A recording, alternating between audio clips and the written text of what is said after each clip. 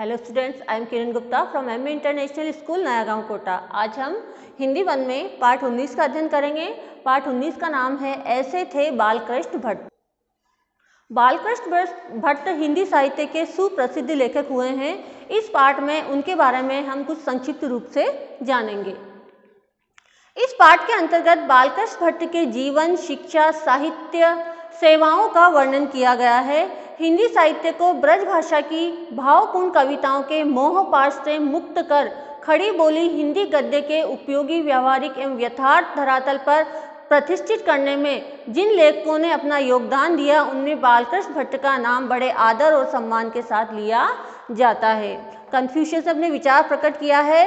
श्रेष्ठ व्यक्ति कथनी में कम और करनी में ज़्यादा विश्वास करते हैं। ऐसे थे बालकृष्ण भट्ट। ब्रज भाषा की सरस भावपूर्ण कविताओं के मोहपाश से, मोहपाश का अर्थ होता है मोह के जाल से मुक्ति दिलाकर खड़ी बोली हिंदी को गद्य के विचारपूर्ण धरातल पर प्रतिष्ठित करने वाले भारतेंदु युग के प्रमुख निबंधकार, नाटककार और पत्रकार थे पंडित बालकृष्ण भट्ट। पंडित बालकृष्ण भट्ट निबंधकार यानी कि बहुत ही अच्छे निबंध लिखने वाले थे। नाटककार, नाटक भी इन्होंने लिखे हैं और पत्रकार भी थे। इनके पहले जो भी लेखक थे वो ब्रज भाषा में लिखते थे। ब्रज भाषा का साम्राज्य था उस टाइम, परंतु इन्होंने ब्रज भाषा के मोहपाश से मुक्ति दिलाकर खड़ी बोली हिंदी को साहित्य में प्रतिष्ठित किया। खड़ी बोली एक ऐसी भाषा होती है जो बहुत ही सामान्य आदमी को पढ़ने से ही समझ आ जाती है, सरल भाषा होती है। उनका जन्म 3 जून 1844 को प्रयाग के एक प्रतिष्ठित परिवार में हुआ था। उनके पिता का नाम पंडित वेणी प्रसाद था। उनकी माता अपने पति की अपेक्षा अधिक पढ़ी लिखी और विदुषी थी। उनकी माता अधिक पढ़ी लिखी थी और ज्ञानी थी।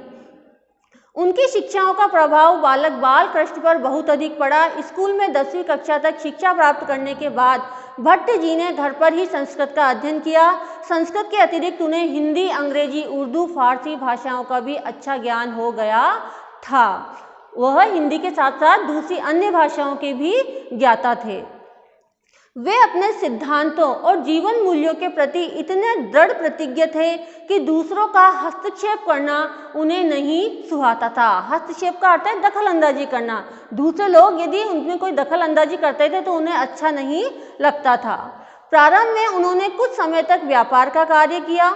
वे कुछ समय तक कायस्थ पाठशाला प्रयाग में संस्कृत के अध्यापक भी रहे, किंतु उनका मन किसी कार्य में नहीं रमा। उन्होंने व्यापार भी आरंभ किया और व्यापार के बाद उन्होंने संस्कृत के अध्यापक भी रहे, उन्होंने पढ़ाया, परंतु उनका मन इन कामों में नहीं लगा। भारतेंदु हरिश्चंद्र जी से प्रभावित होकर उन्होंने हिंदी साहित्य सेवा का व्रत ले लिया। भारतेंदु हरिश्चंद्र का नाम बहुत ही प्रसिद्ध है हिंदी साहित्य के इतिहास में। तो उन्होंने भारतेंदु हरिश्चंद्र से प्रेरणा ली और हिंदी साहित्य की सेवा करने का संकल्प ले लिया। प्रारंभ से ही उनकी रुचि साहित्य सेवा की ओर थी, अतः वे आजीवन अर्थात जीवन भर हिंदी साहित्य की उन्नति और सेवा में लगे रहे। बालकृष्ण भट्ट जी ने आंख, नाक, कान, बातचीत जैसे साधारण विषयों पर बड़े ही सारगर्भित निबंध लिखे हैं। आत्मनिर्भरता, चारु चरित्र जैसे गंभीर विषयों के साथ उन्होंने साहित्यिक और सामाजिक विषयों पर भी अपनी लेखनी चलाई है। उनके निबंध संग्रह के नाम साहित्य सुमन और भट्ट निबंधावली हैं। उनके निबंध संग्रह हैं, उन निबंध संग्रहों के नाम है साहित्य सुमन और भट्ट निबंधावली। उनके निबंधों की सबसे बड़ी विशेषता यह है कि ये सुरुचि संपन्न होने के साथ साथ कल्पना की ऊंची उड़ान भी भरते हैं और शिष्ट हास्य व्यंग से भरपूर है। इनके निबंधों की भाषा बहुत ही रोचक है, सारगर्भित है, यानी कि सार की बातें होने के साथ साथ ही उसमें हास्य और व्यंग का समावेश भी है। उनकी तुलना अंग्रेजी के प्रसिद्ध निबंधकार चार्ल्स लेम्ब से की जा सकती है। उन्होंने दमयंती स्वयंवर, बाल विवाह, चंद्रसेन, रेल का विकट खेल जैसे मौलिक नाटकों की रचना करने के साथ बंगला तथा संस्कृत भाषा के नाटकों का अनुवाद भी हिंदी में किया है, जिनमें वेणी संहार, मृच्छकटिक और पद्मावती आदि प्रमुख है। ये 3 नाटक ऐसे हैं, वेणी संहार, मृच्छकटिक और पद्मावती। ये संस्कृत के नाटक है जिसका पंडित बालकृष्ण भट्ट ने हिंदी में अनुवाद किया है। उनके द्वारा रचित नूतन ब्रह्मचारी तथा 100 अजान एक सुजान नामक उपन्यासों ने साहित्य के क्षेत्र में अपने विशेष स्थान बनाया। ये दोनों नाटक बहुत ही प्रसिद्ध हैं उनके।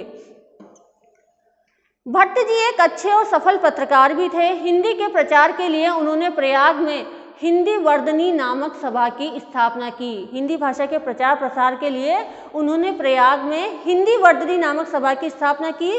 उस सभा की ओर से हिंदी मासिक पत्र हिंदी प्रदीप का प्रकाशन भी किया। वे 32 वर्षों तक इसके संपादक रहे और इसे नियमित रूप से चलाते रहे।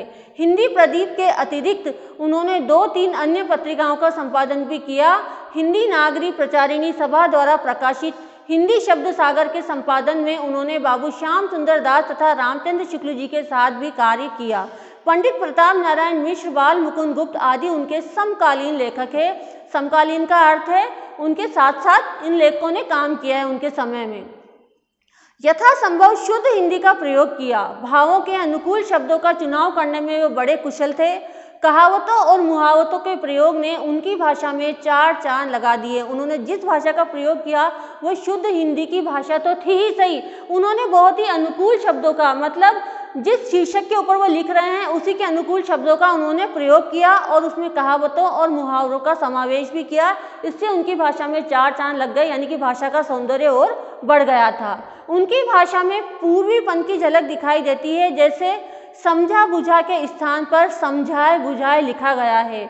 उनकी भाषा में संस्कृत के तत्सम शब्दों के साथ उर्दू, अरबी, फारसी तथा अंग्रेजी भाषा के प्रचलित शब्दों का प्रयोग भी किया गया है, जिससे भाषा जीवंत और विचार चित्त आकर्षक हो गए हैं। जीवंत का अर्थ है ऐसा लगता है जैसे भाषा में जीवन आ गया है, प्राण आ गए हैं, और चित्त आकर्षक यानी कि वो मन को आकर्षक लगने वाली बन जाती है। वे हिंदी की परिधि का विस्तार करना चाहते थे, इसलिए उन्होंने भाषा का प्रयोग विषय एवं प्रसंग के अनुसार ही किया है।